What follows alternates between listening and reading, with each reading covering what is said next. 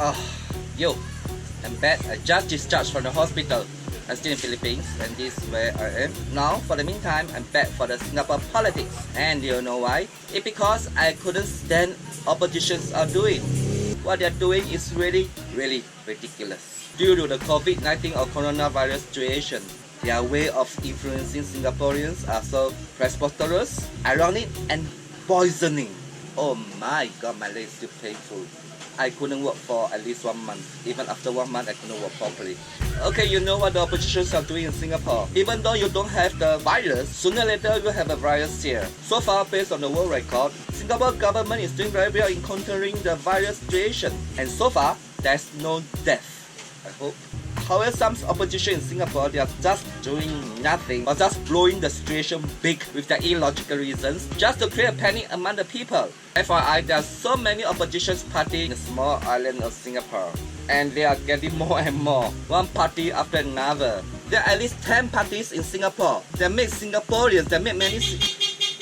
Can you stop the PPP? That makes many Singaporeans to confuse what oppositions are about.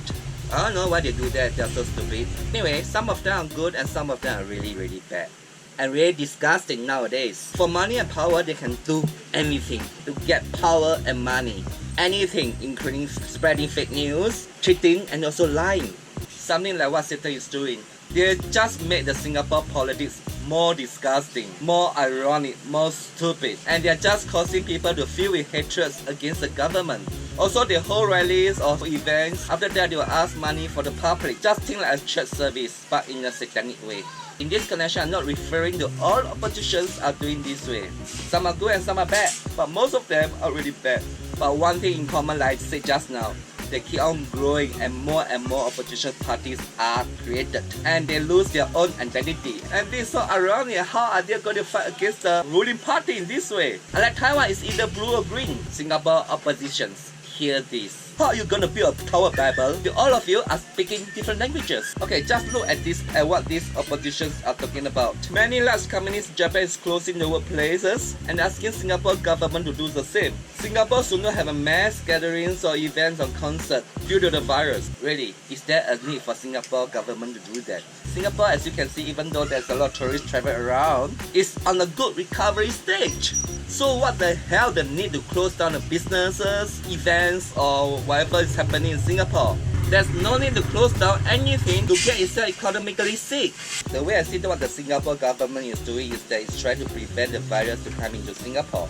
While at the same time, to sustain the economy isn't that good. It doesn't make any sense for Singapore government to follow what Japan and South Korea are doing. Singapore depends largely on the economy to survive. Singapore government is going to close down all the business and everything in Singapore. Singapore will be straight dead. And there's no need to sacrifice 6 million Singaporeans for about 100 patients suffering because of the virus. If the government going to do that, it's very silly. So far, in Singapore, there's no death. So there's nothing to be panicked about. Even one death is also inevitable. If Singapore government is going to do that, close down all the business, everybody will be confined at home. People will get mentally sick inside instead of getting the virus.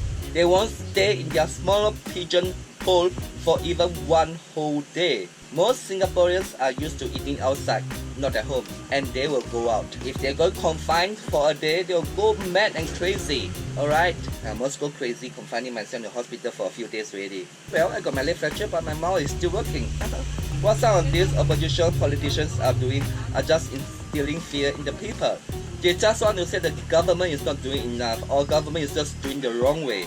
We are at the same time using this opportunity to get more public support and money for themselves.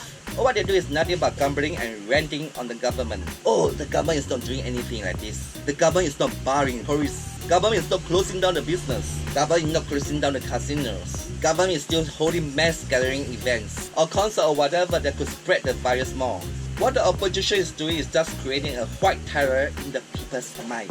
White terror. This is what I call sick politics. So far, what I see that Singapore government is doing is they are doing a very good job in curbing the virus. Singaporeans just need to live their life normally. In this point of crisis, we should support the government rather than resist them to make the situation worse, right?